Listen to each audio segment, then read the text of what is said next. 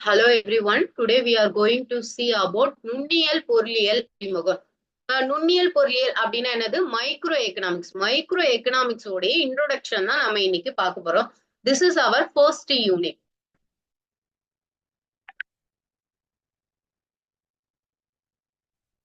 Okay, இந்த micro economic இன்ட்ரோடக்ஷன்ல நம்ம என்னெல்லாம் பார்க்க போறோம் பார்த்தா, பொருளாதாரத்தின் அறிமுகம். ஃபர்ஸ்ட் நம்ம எக்கனாமிக்ஸ் அப்படின்னா என்னன்னு தெரிஞ்சுக்க போறோம். நிறைய பேரோடைய பாயிண்ட் ஆஃப் வியூல எக்கனாமிக்ஸ்னா என்னன்னு சொல்லிட்டு இருக்கோம் இல்லையா? சோ அப்ப ரியல்ல எக்கனாமிக்ஸ் அப்படின்னா என்னன்னு பார்க்க போறோம். தென் டெஃபினிஷன் ஆஃப் எக்கனாமிக்ஸ், ஒருத்தருடைய வியூ பாயிண்ட்ஸ், ஃபேமஸ் எக்கனாமிஸ்ட் இருப்பாங்க, அவங்களுடைய டெஃபினிஷன் என்ன அதை பார்க்க போறோம். நெக்ஸ்ட் எக்கனாமிக்ல என்ன சென்ட்ரல் ப்ராப்ளமா இருக்கு, பேசிக் ப்ராப்ளம் என்ன எக்கனாமிக்ஸ்ல, அதை பார்க்க போறோம். அகைன் நம்ம மைக்ரோ எக்கனாமிக்ஸ். மைக்ரோ எக்கனாமிக்ஸ்னா என்ன, அதோட இன்ட்ரோடக்ஷன். மைக்ரோ எக்கனாமிக்ஸ்ல என்னென்னலாம் இருக்கும், மேக்ரோ எக்கனாமிக்ஸ்னா என்ன, micro economics and macro economics இது ரெண்டுத்துக்கும் டிஃபரன்சியேஷன் பார்க்க போறோம். தென் ஃபைனலா ப்ரொடக்ஷன் பாசிபிலிட்டி கர்வ் பார்க்க போறோம். அதுதான் உற்பத்தி வாய்ப்பு வளைகோடு அப்படின்னு சொல்றோம். ஸோ டுடே வீடியோல நம்ம இந்த 6 டாபிக்ஸ் தான் நம்ம இன்னைக்கு கவர் பண்றோம். ஓகே, இப்போ நம்ம என்ன பார்க்க போறோம், பொருளாதாரம் என்றால் என்ன, economics. What is mean by economics? இந்த எக்கனாமிக்ஸ்ன்ற வேர்டு வந்து இது எதை அனலைஸ் பண்றதுன்னா, மூணு உட்பிரிவுகள், பொருளாதாரத்தோட 3 உட்பிரிவுகள் தான் நம்ம இந்த பொருளாதாரம் ஃபுல்லா, எக்கனாமிக்ஸ் ஃபுல்லா பார்க்க போறோம். அப்ப what are the economics studies? So economics வந்து எதை ஸ்டடி பண்ணுது? ப்ரொடக்ஷன், டிஸ்ட்ரிபியூஷன் அண்ட் கன்சம்ஷன், உற்பத்தி, பகிர்வு, நுகர்வு. இது 3 தான் பொருளாதாரத்தை நம்ம ஸ்டடி பண்றோம். ஓகேங்களா? இப்போ இந்த பொருளியல் எக்கனாமிக்ஸ்ன்ற அந்த வேர்டு எதுல இருந்து வந்துச்சுன்னா, கிரீக் வேர்ட்ஸ் ஆன ஒய்கோனிமிகோஸ் இருந்துதான் எக்கனாமிக்ஸ் அப்படின்ற வேர்டை வந்து கொண்டு வந்தாங்க. இப்ப இந்த ஒய்கோனிமிகோஸ்ல ஒய்கோஸ் அப்படின்னா இல்லங்கள், ஹவுஸ் ஹோல்ட். ஓகேங்களா? நேம்ஸ் அப்படின்னா நிர்வாகம், மேனேஜ்மெண்ட். அப்ப எக்கனாமிக்ஸ் அப்படின்னா மீனிங் என்ன? கிரீக் வேர்ட்ஸுக்கான ஒய்கோனிமிகோஸ்க்கான மீனிங் என்ன? House hold management. ஒரு ஹவுஸ் ஹோல்ட் என்னென்ன ஆக்டிவிட்டிஸ்ல, என்னென்ன எக்கனாமிக் ஆக்டிவிட்டில இன்வால்வ் ஆகுறாங்க, அதை ஸ்டடி பண்றதுதான் எக்கனாமிக்ஸ். ஓகேங்களா? இப்போ ஒரு question, who is the father of economics? எக்கனாமிக்ஸோடைய ஃபாதர் யாரு? Adam Smith. எல்லாருக்குமே தெரிஞ்சதுதான், ஆடம் ஸ்மித் தான் பொறியியல் எக்கனாமிக்ஸோடைய ஃபாதர். சோ ஆடம் ஸ்மித் தான் ஃபர்ஸ்ட் பொலிட்டிக்கல் எக்கனாமிக்ஸ் அப்படின்றத கொண்டு வராங்க. இந்த பொலிட்டிக்கல் எக்கனாமிக்ஸ பொறியியலா எக்கனாமிக்ஸா கன்வெர்ட் பண்ணது யாருன்னு பாத்தீங்கன்னா Albert Marshall. So Adam Smith political economics அப்படின்னு சொன்னதுக்கு அப்புறம் தான் அவர் ஃபாதர் ஆஃப் எக்கனாமிக்ஸா இன்ட்ரடியூஸ் பண்ணாங்க. அதை வந்து ஆல்டர் பண்ணி இன்னும் மாடரேட் பண்ணி பொறியியல் அப்படின்னு டிட்டர்மின் பண்ணது ஆல்பர்ட் மார்ஷல். ஓகேவா? சோ இப்போ உங்களுக்கு எக்கனாமிக்ஸ்னா என்னன்னு புரிஞ்சிச்சு. இப்போ next we are move on the definition of economics. இப்போ எக்கனாமிக்ஸ் உடைய வியூ பாயிண்ட்ஸ் எடுத்துக்கிட்டா எல்லாரோடைய வியூ பாயிண்ட்ஸும் டிஃப்ரெண்டா இருக்கும். இப்ப எக்கனாமிக்ஸ்னா என்ன மேம் அப்படின்னு நீங்க கேட்டீங்கன்னா, நான் என்னோட வியூ பாயிண்ட்ஸ்ல சொல்லுவேன். இப்போ உங்ககிட்ட கேட்டீங்கன்னா நீங்க உங்களோட வியூ பாயிண்ட்ஸ்ல சொல்லுவீங்க. அதே மாதிரி ஃபேமஸ் எக்கனாமிக்ஸ் அவங்களுடைய வியூ பாயிண்ட்ஸ்ல எக்கனாமிக்ஸ்னா என்ன அப்படின்னு சொல்லிட்டு சொல்லியிருக்காங்க. ஆடம் ஸ்மித்தோடைய செல்வ இலக்கணம், வெல்த் இலக்கணம், வெல்த் டெஃபினிஷன். தென் மார்ஷலுடைய வெல்ஃபேர் இலக்கணம், நல இலக்கணம் அப்படின்னு சொல்லணும். ராபின்சன், லைன் அண்ட் ராபின்சனுடைய ஸ்கேர்சிட்டி டெஃபினிஷன். தென் சாமுவேல்சன், இதுதான் ரீசெண்டா இருக்கக்கூடிய ஃபேமஸ் டெஃபினிஷன். சாமுவேல்சனுடைய growth orientation டெஃபினிஷன், வளர்ச்சி இலக்கணம். ஓகே, சோ இப்ப ஃபர்ஸ்ட் ஒன்னு பார்க்கலாம். First who is the father of economics? Adam Smith. Adam ஸ்மித்தோடைய டெஃபினிஷன் என்னது? Wealth definition. சோ இந்த வெல்த் டெஃபினிஷன்ல ஆடம் ஸ்மித் என்ன சொல்லிருக்காருன்னா, ஃபர்ஸ்ட் ப்ரிஃபரன்ஸ வெல்த்துக்கு தான் கொடுத்திருக்காரு. இப்ப எக்கனாமிக்னு எடுத்துட்டீங்கன்னா, எக்கனாமிக் எதை அனலைஸ் பண்ணுது, எதை டிட்டர்மைன் பண்றதுன்னா, மனுஷங்களுடைய பீப்புளுடைய எக்கனாமிக் ஆக்டிவிட்டியை தான் டிட்டர்மைன் பண்ணுது. பட் ஆடம் ஸ்மித்தோடைய பொலிட்டிக்கல் எக்கனாமிக்ல ஆடம் ஸ்மித் என்ன சொல்லியிருக்காருன்னா, ஃபர்ஸ்ட் ப்ரிஃபரன்ஸ்னா செல்வத்துக்கு தான் கொடுத்திருக்காரு. ஏன்னா செல்வம், வெல்த் இருந்தா மட்டும் தான் நம்மளால எக்கனாமிக் ஆக்டிவிட்டில இன்வால்வ் ஆகவே முடியும். சோ வெல்த் இல்லைன்னா நம்மள எக்கனாமிக் ஆக்டிவிட்டில இன்வால்வ் ஆக முடியாது அப்படின்னு சொல்லிட்டு அவருடைய டெஃபினிஷன்ல ஆடம் ஸ்மித் இருக்காரு. அதாவது how to earn wealth and how to spend wealth. நம்ம வெல்த்தை எதுல இருந்து ஏர்ன் பண்றோம், தென் வெல்த்தை எதுல ஸ்பெண்ட் பண்றோம். இதுதான் டிட்டர்மைன் பண்றாங்க. அப்ப எக்கனாமிக் ஆக்டிவிட்டில இருந்து தான் நம்ம வெல்த்தை பண்றோம். எக்கனாமிக் ஆக்டிவிட்டில தான் வெல்த்தை ஸ்பெண்ட் பண்றோம். அப்போ ஃபர்ஸ்ட் ப்ரிஃபரன்ஸ் வெல்த்துக்காக ஆடம் ஸ்மித் அவருடைய பொலிட்டிக்கல் எக்கனாமிக்ஸ்ல டிட்டர்மைன் பண்ணியிருக்காரு. சோ செல்வத்தை பற்றிய ஆய்வு. அப்ப எக்கனாமிக்னா என்ன? வெல்த்தை பத்தி அனலைஸ் பண்ணக்கூடிய ஒரு ரிசர்ச், ஒரு ஸ்டடிஸ் அப்படின்னு சொல்லிட்டு ஆடம் ஸ்மித் டிட்டர்மைன் பண்ணியிருக்காரு. தென் பொருட்கள் மட்டுமே, ரிசோர்சஸ், வெல்த்துக்கு மட்டுமே ஃபர்ஸ்ட் ப்ரிஃபரன்ஸ் கொடுத்திருக்காரு. தென் செல்வத்திற்கான காரணங்கள், வெல்த் என்னென்ன ரீசன், வெல்த் நம்ம ஏர்ன் பண்றதுக்கு என்னென்ன ஆக்டிவிட்டில இன்வால்வ் ஆகணும், தென் செல்வத்தின் மீது அதிக அழுத்தம். சோ அப்ப வெல்த் இருந்தா மட்டும்தான் நம்மளால எக்கனாமிக்கோடைய ஸ்டடிஸ், எக்கனாமிக்கோடைய ரிசர்ச் டிட்டர்மைன்ல நம்மளால மூவ் பண்ண முடியும். அப்ப வெல்த்னு ஒண்ணு இல்லைன்னா நம்மளால எக்கனாமிக் ஆக்டிவிட்டில இன்வால்வ் ஆக முடியாது. பொருளாதார மனிதன் லாஸ்ட் ஃபைனல் ப்ரிஃபரன்ஸா மேனுக்கு கொடுத்திருக்காங்க, மனிதர்களுக்கு வந்து ஆடம் ஸ்மித் வந்து டிட்டர்மைன் பண்ணியிருக்காரு. அப்போ ஆடம் ஸ்மித்தோடைய வெல்த் டெஃபினிஷன்ல ஃபர்ஸ்ட் ப்ரிஃபரன்ஸ் வெல்த்துக்கும் ஃபைனல் ப்ரிஃபரன்ஸா மனுஷங்களுக்கும் பீப்புளுக்கும் கொடுத்திருக்காரு. சோ அப்ப மேஜர் திங்ஸா ஆடம் ஸ்மித்தோட வெல்த் டெஃபினிஷன்ல நம்ம என்ன பாக்குறோம்னா, how to earn wealth, wealth நம்ம எப்படி சம்பாதிக்கிறோம், then how to spend wealth, wealth நம்ம எதுல யூட்டிலைஸ் பண்ணிக்கிறோம், ஏர்ன் பண்ண வெல்த்தை எதுல நம்ம யூட்டிலைஸ் பண்றோம்.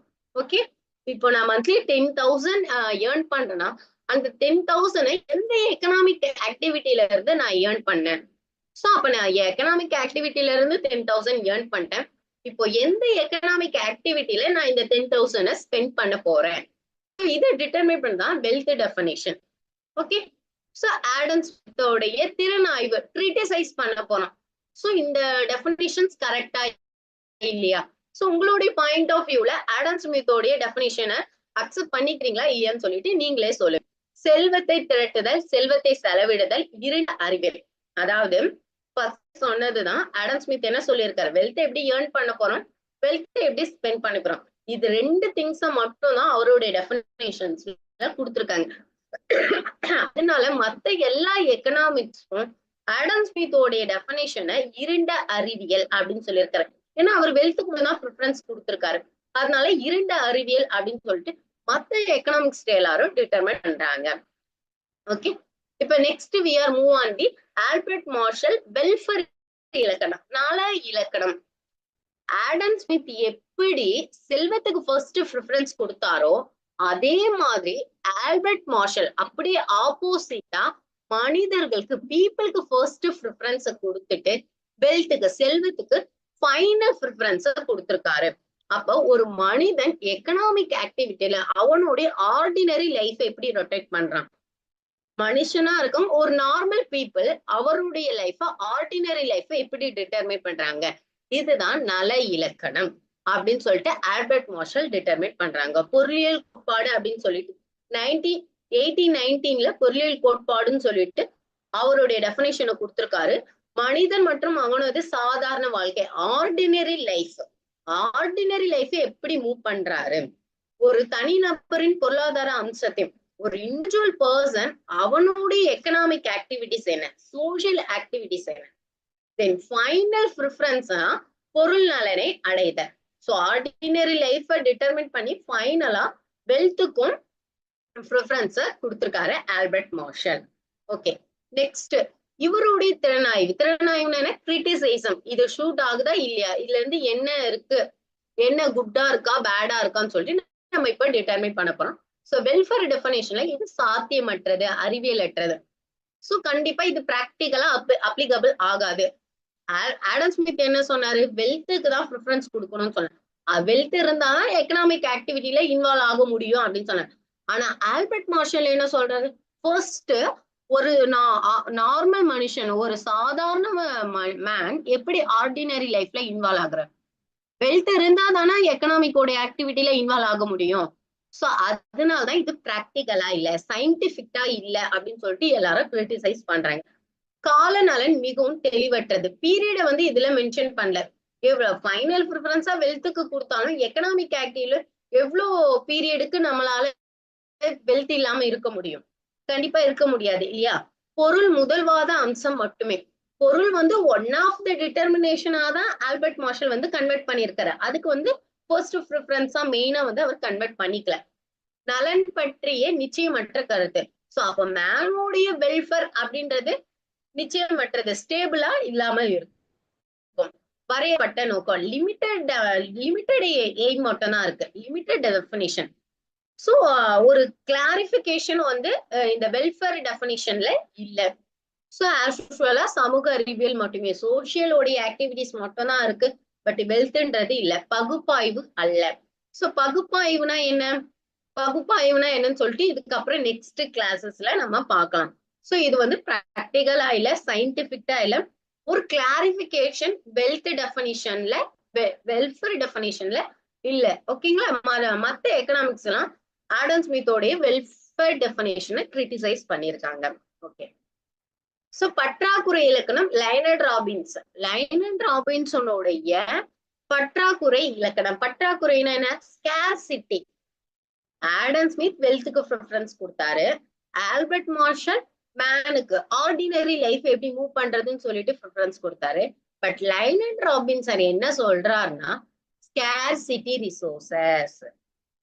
வெல்த் இருக்கட்டும், மேனோட வெல்ஃபேர் இருக்கட்டும், பட் நம்ம கிட்ட ரிசோர்சஸ் கம்மியா இருக்கே, ரிசோர்சஸ நம்ம எப்படி யூட்டிலைஸ் பண்றது அப்படின்னு சொல்லிட்டு லைனர்ட் ராபின்சன் சொல்லியிருக்காரு. பொருளியல் அறிவியலின் தன்மையும் அதன் சிறப்பும் பற்றிய ஒரு கட்டுரை 1932ல இந்த தியரிய லைனர்ட் ராபின்சன் வந்து கொடுத்திருக்காரு. மனித தேவைகள், அதாவது மனுஷனுடைய வான்ஸ் வந்து அன்லிமிட்டடா இருக்கு, ரொம்ப கண்டினியூஸா அரைஸ் ஆகிட்டே இருக்கக்கூடிய. இப்போ உங்களுக்கு ஒரு ப்ரிஃபரன்ஸ் இருக்கு, ஒரு டிசைர் இருக்கு, அந்த டிசைரை நீங்க அச்சீவ் பண்ணி முடிச்சிட்டீங்கன்னா உங்களோட டிசைர் அதோட ஸ்டாப் ஆயிடுமா? இல்ல. அதுக்கப்புறம் என்ன? அதுக்கப்புறம் உங்களுடைய வான்ஸ் அண்ட் நீட்ஸ் இன்க்ரீஸ் ஆகிட்டே தான் இருக்கும். பட் அதை ஃபில்ஃபில் பண்ணக்கூடிய, அந்த வான்ஸை ஃபில்ஃபில் பண்ணக்கூடிய ரிசோர்சஸ் கம்மியா இருக்கு. அப்ப அந்த கம்மியா இருக்கக்கூடிய, ஸ்கேர்சிட்டியா இருக்கக்கூடிய ரிசோர்சஸ நம்ம எப்படி யூட்டிலைஸ் பண்றது? மாற்று பயன்பாடு, ஆல்டர்னேட்டிவ் யூசஸ். அப்ப கம்மியா இருக்கக்கூடிய ரிசோர்சஸ ஆல்டர்னேட்டிவ் யூசஸா பண்ணலாம். பொருளாதார பிரச்சனைகள். சோ பேசிக்கா இந்த எக்கனாமிக்ல இருக்கக்கூடிய பேசிக் ப்ராப்ளமே இந்த ஸ்கேர்சிட்டி ரிசோர்சஸ் தான். அந்த ஸ்கேர்சிட்டி ரிசோர்சஸ நம்ம எப்படி யூட்டிலைஸ் பண்ணணும் அப்படின்றத லைனர்ட் ராபின்சன் அவருடைய டெஃபினிஷன்ஸ்ல கொடுத்திருக்காரு. தேர்வு அறிவியல், சாய்ஸ் கொடுத்திருக்காங்க, சாய்ஸ் ப்ரிஃபரன்ஸ கொடுத்திருக்காங்க. இப்போ ஒரு ஒரு ஏரியா எடுத்துப்போம். அந்த ஏரியால வந்து 100 பீப்புள் இருக்காங்க. 100 பீப்புளுக்கு தேவையான ரைஸ் பாத்தீங்கன்னா 50 kg தான் இருக்கு. பட் ஒரு பர்சனுக்கும் 1 kg ரைஸ் வேணும். பட் நம்மளுக்கு 50 kg தான் இருக்கு. அப்ப இங்க என்ன? பீப்புளோடைய வான்ஸ் அதிகமா இருக்கு, ரிசோர்சஸ் கம்மியா இருக்கு. இப்ப இந்த கம்மியா இருக்கக்கூடிய ரிசோர்சஸ எப்படி 100 பீப்புள்ஸ்க்கும் நம்ம கொடுக்கறது?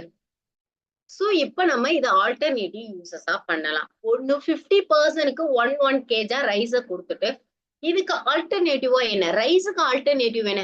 வீட் யூஸ் பண்ணிக்கலாம். அப்ப பேலன்ஸ் இருக்கக்கூடிய 50%க்கு வீட்டை கொடுக்கலாம். சோ இந்த மாதிரி கம்மியா இருக்கக்கூடிய ரிசோர்சஸ், ஸ்கேர்சிட்டியா இருக்கக்கூடிய ரிசோர்சஸ், ஸ்கேர்சிட்டினா பற்றாக்குறை. சோ இந்த ஸ்கேர்சிட்டியா இருக்கக்கூடிய ரிசோர்சஸை எப்படி ஆல்டர்னேட்டிவ் யூசஸ் பண்ணலாம்? தேர்வு அறிவியல சாய்ஸ் இங்க கொடுக்குறாங்க. அப்ப உங்களுக்கு ரைஸ் வேணுமா, வீட் வேணுமா? அப்புறம் ப்ரிஃபரன்ஸ், நம்மளுடைய ப்ரிஃபரன்ஸுக்கு ஏத்த மாதிரி நம்மளுக்கு சூஸ் பண்ற ஒரு ஆப்ஷனும் இருக்கு. சோ அப்ப இதுல லைனர்ட் ராபின்ஸோடைய ஸ்கேர்சிட்டி ரிசோர்சஸ்னா எக்கனாமிக் ஆக்டிவிட்டி எல்லாமே இன்வால்வ் ஆகுது. ஓகே. இப்ப இதோடைய திறனாய்வு, ஸ்கேர்சிட்டி டெஃபினிஷனோடைய கிரிட்டிசிசம் நம்ம பார்க்க போறோம். மனிதர்களுக்கு நலன் பொருட்கள் அல்லது நலன் பொருளாதார பொருட்கள் என தரம் பிரிக்கவில்லை. அதாவது பீப்புளுக்கு குட் ப்ராடக்ட் அண்ட் அதாவது ஹெல்த்தி ப்ராடக்ட், அன்ஹெல்த்தி ப்ராடக்ட் அப்படின்னு சொல்லிட்டு டிட்டர்மைன் பண்ணலாம்.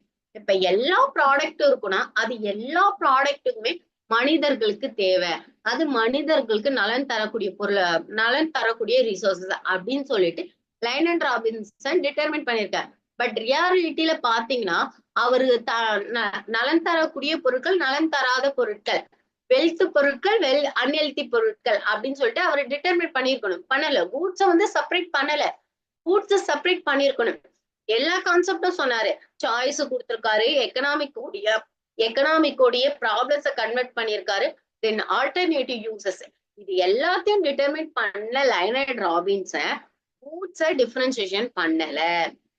ஓகேங்களா? அப்ப கூட்ஸ் வந்து டிஃபரன்சியேஷன் பண்ணிக்கணும். இது one of the major criticism. Then பொருளியல் வளங்களை ஒதுக்கீடு செய்யும் இயலாது. சோ எக்கனாமிக்ஸ் பாத்தீங்கன்னா எக்கனாமிக்ஸ் வந்து ஜஸ்ட் ரிசோர்சஸ வந்து ஒதுக்கீடு பண்ணணும். இத மட்டும் தான் அவருடைய எக்கனாமிக்ஸ்ல டிட்டர்மின் பண்ணியிருக்காரு. வேற எதுவுமே டிட்டர்மின் பண்ணல. அப்ப எக்கனாமிக்னு எடுத்துட்டா ஜஸ்ட் ரிசோர்சஸ அனலைஸ் பண்ணது மட்டுமா, ரிசோர்ஸை டிட்டர்மின் பண்றதா? சோ நிறைய ஆக்டிவிட்டிஸும் வந்து எக்கனாமிக்ஸ்ல வந்து இன்வால்வ் ஆகும். பொருளாதார இலக்கணமானது வளர்ச்சி மற்றும் முன்னேற்ற சார்ந்த கோட்பாடுகளை உள்ளடக்கவில்லை. சோ லைனர்ட் ராபின்சனுடைய எக்கனாமிக்ஸ்ல வளர்ச்சி growth-உம் டெவலப்மெண்ட், growth அண்ட் டெவலப்மெண்ட் இதை டிட்டர்மின் பண்ணி அவருடைய தேரி வந்து இல்ல. பட் இருந்தாலும் Adam Smith and Albert master இவங்க ரெண்டு பேருடைய டெஃபனேஷனுக்கு பெட்டரா இந்த ஸ்கேர்சிட்டி ரிசோர்சஸ் இருக்கு. ஏன்னா லைனர்ட் ராபின்சன் தான் ஸ்கேர்சிட்டின்ற ரிசோர்சஸ இன்ட்ரோடியூஸ் பண்றாரு. இது ஆல்டர்னேட்டிவ் யூசஸ்ன்ற ஒரு வேவை கண்டுபிடிக்கிறாரு. தென் எக்கனாமிக் ப்ராப்ளத்துக்கு வந்து ப்ரிஃபரன்ஸ் கொடுத்திருக்காரு. சாய்ஸ் பேஸ் பண்ணியும் நம்மளுடைய எக்கனாமிக் வந்து மூவ் ஆகும்ன்றத ஃபர்ஸ்ட் இன்ட்ரடியூஸ் பண்றது லைனர்ட் ராபின்சன். பட் இருந்தாலும் சம் கிரிட்டிசிசம் வந்து லைனர்ட் ராபின்சனுடைய எக்கனாமிக்ஸ்ல இருக்கு. Okay, next we are move on the growth orientation economics. சாமுவேல்சனுடைய வளர்ச்சி இலக்கணம். இப்போ 3 எக்கனாமிக்ஸ் பார்த்தோம். 3 எக்கனாமிக்ஸ் உடைய வியூ பாயிண்ட்ஸ பார்த்திருக்கோம். இப்போ சாமுவேல்சன் என்ன சொல்றான்னா லைனர்ட் ராபின்ஸோடைய ஸ்கேர்சிட்டி டெஃபினிஷன்ஸை அக்செப்ட் பண்ணியிருக்காரு. பட் ரிசோர்சஸ் ஸ்கேர்சிட்டியா இருந்தாலும் இருக்கக்கூடிய ரிசோர்ஸஸ ஃபுல்லா யூட்டிலைஸ் பண்ணணும். வேஸ்டா அந்த ரிசோர்ஸஸ வந்து விட்டுறக்கூடாது. ஓகேங்களா? இப்ப நான் ஆல்ரெடி ஒரு எக்ஸாம்பிள் சொன்னேன். என்ன, 100 people இருக்காங்க, 50 kg ரைஸ் தான் இருக்கு, 50 kg வீட் தான் இருக்கு. இத ஃபுல்லா யூட்டிலைஸ் பண்ணணும், வேஸ்டா விடக்கூடாது. அப்ப வளங்கள் குறைவா இருந்தாலும் பற்றாக்குறையா இருந்தாலும் அந்த வளங்களை முழுமையா பயன்படுத்தணும். இருக்கக்கூடிய வளங்களை முழுமையா ஒதுக்கீடு செய்து திறமையா ஒதுக்கீடு செய்து எக்கனாமிக்கோடைய டெவலப்மெண்ட்டை வந்து நம்ம மூவ் பண்ணணும்னு சொல்லிட்டு சாமுவேல்சனுடைய growth orientation டெஃபினிஷன் இருக்கு. பொருளாதாரம் ஒரு அறிமுக பகுப்பாய்வு அப்படின்னு 1948ல ஒரு தியரியை இன்ட்ரடியூஸ் பண்ணியிருக்காரு. பொருளாதார வளங்கள் அதோடைய ரிசோர்சஸ வந்து டிட்டர்மின் பண்ணியிருக்காரு. வளங்களின் திறமையான ஒதுக்கீடு, ஸ்கேர்சிட்டி ரிசோர்சஸா இருந்தாலும் அதை பெஸ்டா திறமையா வந்து யூட்டிலைஸ் பண்ணணும். தென் ஃபுல்லா முழு பயன்பாடு ஃபுல்லா யூட்டிலைஸ் பண்ணணும். உற்பத்தி திறன் அதிகரிப்பு. ஸோ இது எல்லாத்தையும் நம்ம பண்ணா ப்ரொடக்ஷனை வந்து இன்க்ரீஸ் பண்ணலாம் சொல்லிட்டு வளர்ச்சி இலக்கணத்துல சாமுவேல்சன் வந்து டிட்டர்மின் பண்ணியிருக்காரு. ஓகே, இப்போ நம்ம 4 டெஃபினிஷன்ஸ் பார்த்திருக்கோம். பொருளாதாரத்தோடைய இலக்கணத்துல 4 definition. Adam Smith, Marshall, Leonard Robinson and Samuelson. Wealth definition, welfare definition, scarcity definition and growth definition. 4 view points வந்து நம்ம பார்த்திருக்கோம். Next we are move on the பொருளியலுடைய இயல்புரை பொருளியல் மற்றும் நெறிமுறை பொருளியல். Normative economics and positive economics. Positive எக்கனாமிக்ஸ்னா இயல்புரை அறிவியல், நார்மேட்டிவ் எக்கனாமிக்ஸ் அப்படின்னா நெறிமுறை அறிவியல். எக்கனாமிக்ஸ் வந்து இது 2 திங்ஸும் இன்க்ளூடடா இருக்கு. அதாவது என்ன திங்ஸ் ஆக்சுவலா நடக்குதோ இருக்கிற மாதிரியே சொல்றதா பாசிட்டிவ் எக்கனாமிக்ஸ், இயல்புரை பொருளியல். நெறிமுறை அறிவியல் ஒரு சொல்யூஷனை கொண்டு வரும். இப்போ ஆல்ரெடி நான் ஒரு எக்ஸாம்பிள் சொல்லியிருக்கேன். என்ன எக்ஸாம்பிள் சொல்லியிருக்கேன்? 100 people இருக்காங்க, 50 kg ரைஸ், 50 kg வீட் இருக்கு. ஓகேங்களா? இது என்னது? Positive economics. ஸோ 100 people இருக்காங்க, 50 kg ரைஸ், 50 kg வீட்டும் தான் இருக்கு. என்ன இருக்கும் ஆக்சுவலா, என்ன எக்கனாமிக் ஆக்டிவிட்டிஸ் இருக்கும், அது எதுல மூவ் ஆகுதோ அதை சொல்றதுதான் இயல்புரை அறிவியல், பாசிட்டிவ் எக்கனாமிக்ஸ். இதுக்கான சொல்யூஷன் என்ன? வீட் பெஸ்டா ரைஸ் பெஸ்டா, அத சொல்றதுதான் நார்மேட்டிவ் எக்கனாமிக்ஸ், நெறிமுறை அறிவியல். இயல்புரை பொருளியல் பாருங்க, பண அளிப்பு அதிகரிப்பு பொருளாதாரத்தின் விலை ஏற்றத்தை ஏற்படுத்துகிறது. இப்போ மணி சப்ளை எக்கனாமிக்ல பிரைஸ வந்து இன்க்ரீஸ் பண்ணிடுதான். இத வந்து ஜென்ரலா சொல்றாங்க. சோ மணி சப்ளை பண்றாங்க, மணி சப்ளை பண்ணா பிரைஸ் இன்க்ரீஸ் ஆகும். இதுல எந்த சொல்யூஷனும் இல்ல. ஒரு எக்கனாமிக் ஆக்டிவிட்டி நடக்குது, பிரைசிங் மணி சப்ளைன்ற ஒரு எக்கனாமிக் ஆக்டிவிட்டி நடக்குது. இந்த எக்கனாமிக் ஆக்டிவிட்டியால இன்னொன்னு பிரைஸ் வந்து இன்க்ரீஸ் ஆகுது. இது இயல்புரை அறிவியல். ஆக்சுவலா என்ன திங்ஸ் இருக்கும் அதை அப்படியே சொல்றாங்க. நீர்ப்பாசன வசதி மற்றும் ரசாயன உரங்களின் விரிவாக்கத்திற்கேற்ப உணவு தானிய உற்பத்தி அதிகரிக்கிறது.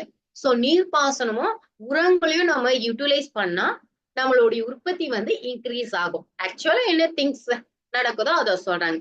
பிறப்பு விகித அதிகரிப்பு இறப்பு விகித குறைவும் மக்கள் தொகை வளர்ச்சி விகிதத்தில் பிரதிபலிக்கிறது.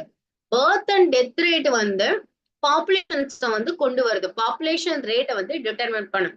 சோ இப்போ 3 திங்ஸ் நாம இயல்புரை அறிவியல் பாசிட்டிவ் எக்கனாமிக்ஸ்ல பார்த்திருக்கோம். 4 திங்ஸ் ஜெனரல் வியூல அப்படியே சொல்லியிருக்காங்க. இப்போ நார்மேட்டிவ் எக்கனாமிக்ஸ்ல நம்ம என்ன பண்ண போறோம்னா, எது பெஸ்ட்? மணி சப்ளை பண்றாங்க, மணி சப்ளை பண்ண பிரைஸ் இன்க்ரீஸ் ஆகுது, இது குட்டா பேடா? அப்ப பிரைஸ் இன்க்ரீஸ் ஆனா நம்மளுடைய மணி ரேட்டும் இன்க்ரீஸ் ஆகும், வெல்த்தும் இன்க்ரீஸ் ஆகும். அப்ப இத நார்மேட்டிவ் எக்கனாமிக்ஸ்ல கன்வெர்ட் பண்றாங்க.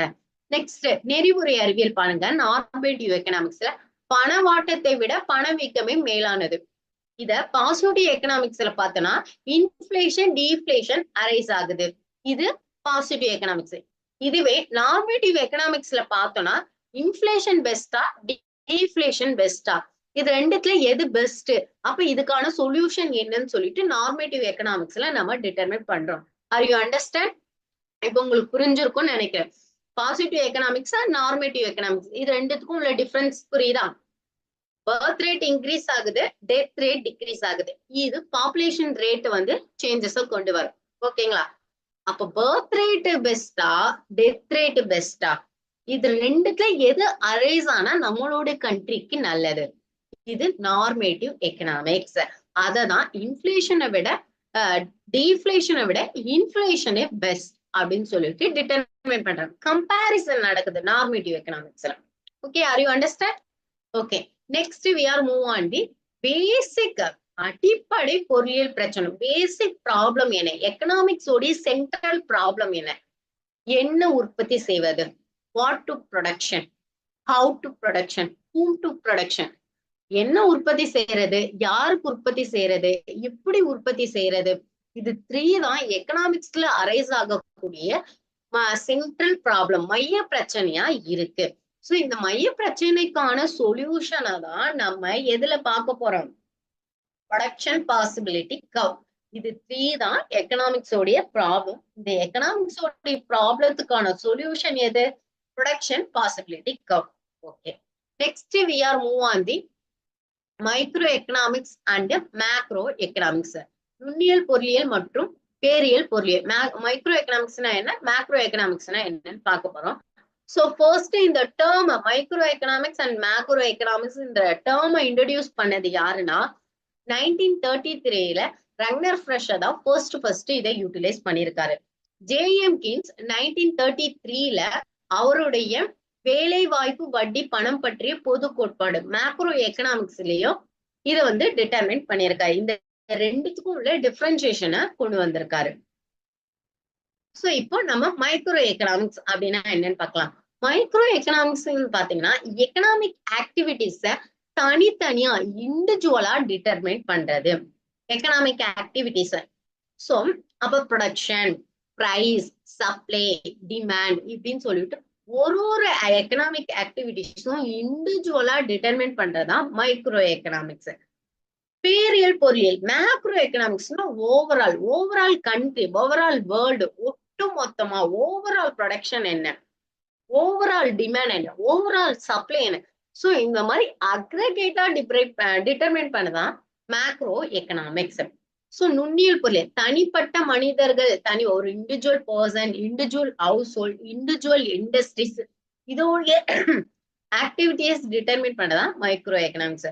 தென் மேக்ரோ எக்கனாமிக்ஸ் பேரியல் பொருளியல் ஒட்டுமொத்த பொருளாதார நடவடிக்கை ஓவராலாம் நாட்டோட உற்பத்தி என்ன, கண்ட்ரியோட உற்பத்தி என்ன, கண்ட்ரியோடைய இன்கம் என்ன, ஓவரால் எம்ப்ளாய்மெண்ட் என்ன, டாக்ஸ், இந்த மாதிரி ஓவராலா டிட்டர்மின் பண்றது மேக்ரோ எக்கனாமிக்ஸ். சோ இன்னும் உங்களுக்கு ஒரு தெளிவா தரும். இப்போ நம்ம இந்திய கண்ட்ரியோடைய எஜுகேஷனோடைய ஸ்டேட்டஸ் நம்ம எடுக்க போனோம். ஓகேங்களா? சோ இந்தியாவுடைய எஜுகேஷன்ஸ் லெவல் என்ன? 90%, 93%, 75% இப்படின்னு ஓவராலா டிட்டர்மைன் பண்ணணும். இது மேக்ரோ எக்கனாமிக்ஸ் அனலைசஸ். தமிழ்நாடுடைய எஜுகேஷன் லெவல் என்ன? கேரளாவுடைய எஜுகேஷன் லெவல் என்ன? குஜராத், டெல்லி இந்த மாதிரி ஒரு ஸ்டேட்டா தனித்தனியா இண்டிவிஜுவலா அனலைஸ் பண்றது, ரிசர்ச் பண்றது மைக்ரோ எக்கனாமிக்ஸ். புரியுதுங்களா உங்களுக்கு? சோ ஓவரால் இந்தியாவுடைய எஜுகேஷன் அப்படின்னு எடுத்துக்கிட்டா மேக்ரோ எக்கனாமிக்ஸ் நம்ம ஓவராலா டிட்டர்மைன் பண்றோம். ஒரு ஸ்டேட் வைஸா இண்டிவிஜுவலா டிட்டர்மைன் பண்ணா மைக்ரோ எக்கனாமிக்ஸ். ஓகேங்களா? ஓகே. சோ இப்போ நம்ம டிஃபரன்சியேஷன் பார்க்க போறோம். Macro economics and micro economics உடைய டிஃபரன்சியேஷன் என்ன? சோ நான் ஃபர்ஸ்ட் இதுல இருந்து சொன்னதுல இருந்து உங்களுக்கு டிஃபரன்சியேஷன் புரிஞ்சிருக்கும். அகைன் ஒன் டைம் பார்த்தலாம். சோ தனிப்பட்ட பொருளாதார முகவர்களால் உற்பத்தியாளர் நுகர்வோர் எடுக்கும் பொருளாதார முடிவுகளை விளக்குவது நுண்ணியல் பொருளியல். அதாவது ப்ரொடியூசரும் கன்சியூமரும் எடுக்கக்கூடிய இண்டிவிஜுவல் ஆக்டிவிட்டிஸ அனலைஸ் பண்றதான் micro economics. Producer demand, supply, price level, general price level, கன்சியூமருடைய ப்ரிஃபரன்ஸ், டேஸ்ட், இதெல்லாம் என்னது இண்டிவிஜுவலா அனலைஸ் பண்றோம். So micro economics. Then macro economics இப்போ ஓவராலா மொத்த உற்பத்தி, டோட்டல் ப்ரொடக்ஷன், நாட்டு வருமானம், கண்ட்ரி இன்கம், தென் மொத்த சேமிப்பு, டோட்டல் சேவிங்ஸ், டோட்டல் இன்வெஸ்ட்மெண்ட், இதெல்லாம் என்ன பண்றோம்? டோட்டலா டிட்டர்மின் பண்றோம். சோ இது ஒரு உற்பத்தியாளர், நுகர்வோர், ப்ரொடியூசர், கன்சியூமர், சப்ளையர்னு சொல்லிட்டு இண்டிவிஜுவலா அனலைஸ் பண்றோம். மேக்ரோ எக்கனாமிக்ஸ்ல ஓவராலா கண்ட்ரி வைஸா டிட்டர்மின் பண்றோம். பொருளாதாரத்தின் சிறு பகுதிகளை மட்டுமே கணக்கில் எடுத்துக்கிறது. மைக்ரோ எக்கனாமிக்ஸ் என்ன பண்ணுது? எக்கனாமிக்கோடைய ஆக்டிவிட்டியில ஒரு இண்டிவிஜுவல் பார்ட்ஸையும் டிட்டர்மின் பண்றது. மேக்ரோ எக்கனாமிக்ஸ்ல நாட்டோடைய ஓவரால் எக்கனாமிக்கையும் டிட்டர்மின் பண்ணுது. இப்பிரிவில் தனி ஒரு பண்டம் மற்றும் காரணிகளையும், இந்த மைக்ரோ எக்கனாமிக்ஸ்ல ஒரு இண்டிவிஜுவல் ப்ராடக்டும் ஒரு ஃபேக்டர்ஸையும் தனித்தனியா டிட்டர்மைன் பண்றோம். பட் மேக்ரோ எக்கனாமிக்ஸ்ல ஜெனரல் பிரைஸ், ஜெனரல் ஓவராலா டிட்டர்மைன் பண்றோம். ஸோ நுண்ணியல் பொருளியல் ஆல்சோ நோன் ஆஸ் விலை கோட்பாடு, price theory. Macro economics also known as வருமான கோட்பாடு, இன்கம் தியரி. ஓகே. தனிப்பட்ட நுகர்வோர் மற்றும் உற்பத்தியாளரான உத்தம அளவு குறிக்கோளுடன் தொடர்புடையது. அப்போ மைக்ரோ எக்கனாமிக்ஸ்ல என்ன டிட்டர்மைன் பண்றாங்க? Producer and consumer. ப்ரொடியூசரும் கன்சியூமரும் எக்கனாமிக் ஆக்டிவிட்டியில என்னென்னலாம் இன்வால்வ் ஆக போறாங்க, அதோடைய பெஸ்ட் ரிசர்ச்சர்ஸ். தென் மேக்ரோ எக்கனாமிக்ஸ்ல என்ன? ஓவராலா வளர்ச்சி, growth ஓரியன்டா ஓவராலா டிட்டர்மின் பண்றது macro economics. Are you understand? Okay, these are the microeconomics and macroeconomics. Then microeconomics and macroeconomics உடைய differentiation. Okay, next we are move on the உற்பத்தி வாய்ப்பு வளைகோடு, production possibility curve. இப்போ நம்ம basic problem பார்த்தோம் இல்லையா? What are the basic problem? What to produce, how to produce, whom to produce. இந்த 3 basic problemத்துக்கான central ப்ராப்ளத்துக்கான சொல்யூஷனை கொடுக்கறதா ப்ரொடக்ஷன் பாசிபிலிட்டி கர்வ், உற்பத்தி வாய்ப்பு வளைகோடு. சோ இதோடைய ரீசன்ஸ் தான் நம்ம இப்ப பார்க்க போறோம். உற்பத்தி வாய்ப்பு வளைகோடுடைய அனுமானங்கள்னா என்ன? Assumption rules and regulations. இது படி இருந்தாதான், அந்த ரூல்ஸ் அண்ட் ரெகுலேஷன் மாதிரி இருந்தாதான் அந்த தியரி ரன் ஆகும். அந்த ரூல்ஸ், அந்த அசம்ஷன் எடுத்துதான் அந்த தியரியை நம்ம கொண்டு போனோம். ஓகேவா? காலத்தில் மாற்றமில்லை, வளைகோட்டின் நெடுகிலும் ஒரே காலம் நிலைத்திருக்கும். இதுல பீரியட்ல எந்த சேஞ்சஸும் இருக்கக்கூடாது. பீரியட் ஒரே பீரியடா தான் இருக்கும். உற்பத்தி செய்யும் தொழில்நுட்பம், டெக்னிக்கல், ப்ரொடக்ஷனுடைய டெக்னிக்கல் ஸ்டாண்டர்டா இருக்கணும். சமுதாயத்தின் முழு வேலை வாய்ப்பு நிகழ்கிறது. கண்ட்ரில என்ன பண்ணணும்? சொசைட்டில ஃபுல் எம்ப்ளாய்மெண்ட் இருக்கணும். கொடுக்கப்பட்ட வளங்களை கொண்டு இரு பண்டங்களை, நம்மளுடைய ரிசோர்சஸ் கொண்டு என்ன பண்ணணும்? 2 கூட்ஸா தான் ப்ரொடக்ஷன் பண்ணணும். 2 கூட்ஸ் மேல ப்ரொடக்ஷன் பண்ணக்கூடாது. உற்பத்தி வாய்ப்பு வளங்கள் முற்றிலும் இடம் பெயரக்கூடியது. சோ அந்த ரிசோர்சஸ் என்ன பண்ண, பிளேசஸ் சேஞ்சஸ் மூவ் ஆகக்கூடியது, மொபிலிட்டியில இருக்கும். உற்பத்தி காரணிகள் அளவும் தரம் கொடுக்கப்பட்டுள்ளது. ப்ரொடக்ஷன் ஃபேக்டர் வந்து குவாலிட்டி அண்ட் குவாலிட்டி வந்து சேமா இருக்கணும். இப்போ 2 கூட்ஸ் ப்ரொடக்ஷன் பண்ணுன்னு சொன்னாங்களா, அந்த 2 கூட்ஸுக்கான ப்ரொடக்ஷன் ஃபேக்டர் வந்து சேமா இருக்கணும் ரெண்டுத்துக்கும். உற்பத்தியின் குறைந்த செல் விதி நிலவுகிறது. லா ஆஃப் டிமினிஷிங் ரிட்டர்ன் வந்து இந்த ப்ரொடக்ஷன் பாசிபிலிட்டியில இருக்கும். ஸோ டிமினிஷிங் ரிட்டர்ன்னா என்ன நம்ம நெக்ஸ்ட் கிளாஸ்ல பார்க்கலாம். ஸோ உற்பத்தி வாய்ப்பு வளைகோடு ப்ரொடக்ஷன் பாசிபிலிட்டி டிட்டர்மின் பண்றாங்க. வீட்டு மிஷின் ரெண்டு எடுத்துக்கிறாங்க. இப்போ என்னன்னா இப்போ நம்ம ஒரு லேண்ட் எடுத்துக்கலாம். இந்த அசம்ஷன் படி என்ன பண்றோம், நம்ம இப்போ ஒரு லேண்ட் எடுத்துக்கிறோம். இந்த லேண்ட்ல நம்ம 2 கூட்ஸ் ப்ரொடக்ஷன் பண்ணணும். அப்ப 2 கூட்ஸ்ன்னு பாத்தீங்கன்னா வீட் ரைஸ். இந்த வீட் ரைஸுக்கும் டெக்னாலஜி தொழில்நுட்பம் வந்து சேமா தான் இருக்கணும். இதோட பீரியடும் வந்து சேமா தான் இருக்கணும். At the same time full employment arrays ஆகணும். இப்போ நீங்க வீட்டை 50 kg ப்ரொடக்ஷன் பண்ணா 40 kg ரைட்ஸ் வந்து ப்ரொடக்ஷன் பண்ணணும். இப்போ வீட்டோட ப்ரொடக்ஷனை 40 நம்ம டிக்ரீஸ் பண்ணா ரைஸோட ப்ரொடக்ஷன் 50 இன்க்ரீஸ் பண்ணணும். ஓகேவா? பட் இது வந்து ஈக்குவல் ப்ரொடக்ஷன் பாசிபிலிட்டியை வந்து கொண்டு வரும். அதுதான் இந்த ப்ரொடக்ஷன் பாசிபிலிட்டி கர்வ்ல நம்ம பார்க்க போறோம். இருக்கக்கூடிய ரிசோர்சஸ இன்னும் அதிகமா ப்ரொடக்ஷன் பண்ணி இன்னும் கம்மியா ப்ரொடக்ஷன் பண்ணாலும் நம்மளுடைய ப்ரொடக்ஷன் பாசிபிலிட்டி கர்வ் வந்து ஈக்குவலா இருக்கும். இப்போ வீட்டு மிஷின் 2 கூட்ஸ் வந்து ப்ரொடக்ஷன் பண்ணும். வீட்டை வந்து நம்ம ப்ரொடக்ஷன் பண்ணல, ரிசோர்சஸ் வந்து கம்மியா இருக்கு. ஏன்றது ரிசோர்சஸ். இந்த ஏன்ற ரிசோர்சஸ ஒண்ணு நம்ம வீட்டுக்கு யூட்டிலைஸ் பண்ணணும், இல்லைன்னா மிஷினுக்கு யூட்டிலைஸ் பண்ணணும். இப்போ இந்த ஏன்ற ரிசோர்சஸ நம்ம என்ன பண்ணிருக்கோம், மிஷினுக்கு யூட்டிலைஸ் பண்ணிட்டோம். 15 யூனிட் 15,000 மிஷினை 15,000 மிஷினை வந்து நம்ம இப்போ ப்ரொடக்ஷன் பண்ணிட்டோம். பட் வீட்டை நம்ம ப்ரொடக்ஷன் பண்ணல. இப்போ மிஷினோடைய ப்ரொடக்ஷனை டிக்ரீஸ் பண்றோம் 14. அப்போ நம்ம வீட்டோட ப்ரொடக்ஷன் என்ன பண்றோம், இன்க்ரீஸ் பண்றோம். அப்போ ஒரு கூட்ஸோட ப்ரொடக்ஷனை இன்க்ரீஸ் பண்ணா அனதர் கூட்ஸோடைய ப்ரொடக்ஷனை டிக்ரீஸ் பண்ணணும். பட் ஈக்குவலான ப்ரொடக்ஷன் வந்து நம்மளுக்கு கிடைக்கும். This is the production possibility schedule. This is the production possibility curve. ஓகேங்களா? மிஷினை வீட்டு. ஸோ நம்ம மிஷினை 15 ப்ரொடக்ஷன் பண்ணும்போது வீட்டை ப்ரொடக்ஷன் பண்ணல. ஸோ 0ல மென்ஷன் பண்ணியிருக்கோம். இப்போ மிஷினோட ப்ரொடக்ஷனை டிக்ரீஸ் பண்ணும்போது வீட்டோட ப்ரொடக்ஷனை 1 இன்க்ரீஸ் பண்ணியிருக்கோம். அந்த கர்வை நான் இதுல டிட்டர்மின் பண்ணியிருக்கோம். தென் மிஷின் வந்து 15 ப்ரொடக்ஷன் பண்றோம். வீட்டை வந்து வீட்டோட ப்ரொடக்ஷனை 2 இன்க்ரீஸ் பண்ணியிருக்கோம். ஸோ இந்த கர்வை தான் நம்ம இந்த ஷெட்யூல தான் இந்த கர்வ்ல வந்து மென்ஷன் பண்ணியிருக்கோம். அப்ப இந்த 15 இந்த 12 ABCDEF இதுதான் ப்ரொடக்ஷன் பாசிபிலிட்டி கர்வ். எவ்வளவு ப்ரொடக்ஷன் நம்மள இருக்கக்கூடிய ரிசோர்சஸ்ல நம்ம எவ்வளவு ப்ரொடக்ஷன் வந்து கொடுக்க முடியும் அப்படின்றத இதுல டிட்டர்மின் பண்ணிருக்கோம். தென் இதுல ஆப்பர்ச்சுனிட்டி கர்வ் வந்து டிட்டர்மின் பண்றோம். ஆப்பர்ச்சுனிட்டி கர்வ்ல நம்ம ப்ரொடக்ஷன் பண்ணா நம்மளுடைய உற்பத்தியை வந்து இன்க்ரீஸ் பண்ணலாம். அதாவது இப்போ வீட்டை வந்து 20 ப்ரொடக்ஷன் பண்றதுக்கான ஆப்பர்ச்சுனிட்டி இருக்கு. 20 kg வீட்டை ப்ரொடக்ஷன் பண்றதுக்கான ஆப்பர்ச்சுனிட்டி இருக்கு. பட் நம்ம 15 தான் ப்ரொடக்ஷன் பண்ணியிருக்கோம். ஓகேங்களா? ஸோ அந்த 15ல நம்ம 15 12 9ன்றத மிஷின்ஸ் நம்ம ப்ரொடக்ஷன் பண்ணது ப்ரொடக்ஷன் பாசிபிலிட்டி கர்வ். பட் 20 பண்றதுக்கான ஆப்பர்ச்சுனிட்டி இருக்கு, 15 பண்றதுக்கான ஆப்பர்ச்சுனிட்டி இருக்கு. So this is the GC இருக்குல்லையா, இதுதான் ஆப்பர்ச்சுனிட்டி கர்வ். இந்த ஆப்பர்ச்சுனிட்டி கர்வ்ல நம்ம ப்ரொடக்ஷனை கொண்டு வந்தாதான் நம்மளால growth வந்து டெவலப்மெண்ட்டை லீட் பண்ண முடியும். This is the production possibility curve.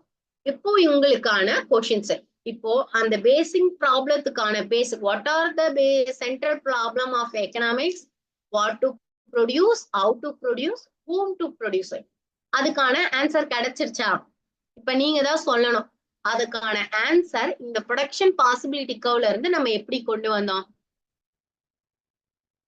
What to produce, 2 கூட்ஸை நம்ம ப்ரொடக்ஷன் பண்றோம். வீட்டு ரைஸ் அப்படின்னு சொல்லிட்டு என்ன பண்றோம், 2 கூட்ஸை ப்ரொடக்ஷன் பண்றோம். ஹவு டு ப்ரொடியூஸ், எந்த டெக்னாலஜியை நம்ம யூட்டிலைஸ் பண்ண போறோம். How to produce. For whom to produce, யாருக்காக ப்ரொடக்ஷன் பண்ணியிருக்கோம், பீப்பிள்காக தான். ஓகேவா? சோ வீட்டும் ரைஸும் யார் யூட்டிலைஸ் பண்ணுவா? சோ ஒரு ஆர்டினரி லைஃப லீட் பண்ணக்கூடிய பீப்புள் தான் வீட்டோ ரைஸோ யூஸ் பண்ணிருப்பாங்க. அவங்களுக்கான ப்ரொடக்ஷன் தான் இது. சோ இப்போ உங்களுக்கான இந்த ப்ரொடக்ஷன் பாசிபிலிட்டி கர்வ்ல இருந்து சென்ட்ரல் ப்ராப்ளத்துக்கான ஆன்சர் கிடைச்சதா? வாட் டு ப்ரொடியூஸ், என்ன கூச்ச ப்ரொடக்ஷன் பண்றோம், ஹவு டு ப்ரொடியூஸ், எப்படி நம்ம அதை ப்ரொடக்ஷன், எந்த டெக்னாலஜி யூட்டிலைஸ் பண்றோம், தென் யாருக்காக, கன்சியூமர்ஸ்க்காக. ஸோ திஸ் இஸ் த உற்பத்தி வாய்ப்பு வழக்கோடு ப்ரொடக்ஷன் பாசிபிலிட்டி கர்வ் எக்கனாமிக்கோடைய சென்ட்ரல் ப்ராப்ளத்துக்கான சொல்யூஷனை கொடுக்கறது. உற்பத்தி வாய்ப்பு வளைகோடு மேல் நோக்கி அல்லது கீழ் நோக்கி இடம்பெயர்வதற்கான காரணம், the production possibility down or up, இப்படி போறதுக்கான ரீசன் என்னன்னு கேக்குறாங்க. என்ன ரீசனா இருக்கும்? உற்பத்தி சாதனங்களின் அழிப்பில் ஏற்படும் மாற்றம். உற்பத்தி ப்ரொடக்ஷன் இருக்கு பாத்தீங்களா, 15, 1, 2 இந்த இன்க்ரீஸ் டிக்ரீஸ் இருக்கா, அந்த சப்ளைல ஏற்படக்கூடிய சேஞ்சஸ்னாலதான் இந்த ப்ரொடக்ஷன் பாசிபிலிட்டிக்கு அப் அண்ட் டவுனா இருக்கு. தென் நம்ம யூஸ் பண்ணக்கூடிய technology. Okay, are you understand? உங்களுக்கு இப்ப ஃபர்ஸ்ட் யூனிட் புரிஞ்சிச்சுங்களா? ஏதாவது டவுட் இருந்தா நீங்க கேட்கலாம் அதுக்கப்புறமா. சோ நம்ம மைக்ரோ எக்கனாமிக்ஸோட இன்ட்ரோடக்ஷன் பார்த்திருக்கோம். இதுல எக்கனாமிக்ஸ்னா என்ன, எக்கனாமிக்ஸோடைய டெஃபினிஷன்ஸ் என்ன, தென் எக்கனாமிக்ஸோடைய சென்ட்ரல் ப்ராப்ளம், தென் மைக்ரோ எக்கனாமிக்ஸ், மேக்ரோ எக்கனாமிக்ஸ் இதோடைய டிஃபரன்சியேஷன் பார்த்திருக்கோம். தென் ப்ரொடக்ஷன் பாசிபிலிட்டிக்காக பார்த்திருக்கோம். ஓகே.